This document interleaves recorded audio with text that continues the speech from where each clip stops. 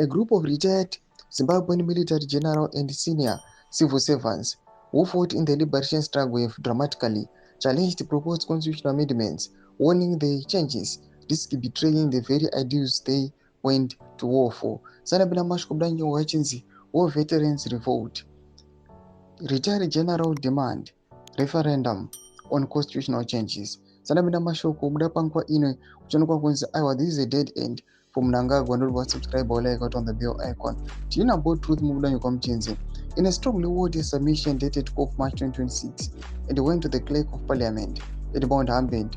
The former commanders insist the proposed constitutional amendment bill number 3 must be decided by the people through national referendum, not by members of the parliament alone.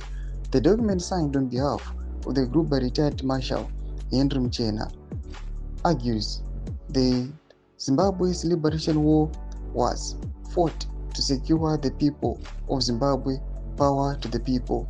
The veterans say allowing legislators to alter key constitutional provisions without a public vote undermines that promise, declaring loyalty to ZANU-PF but warning against political opportunism.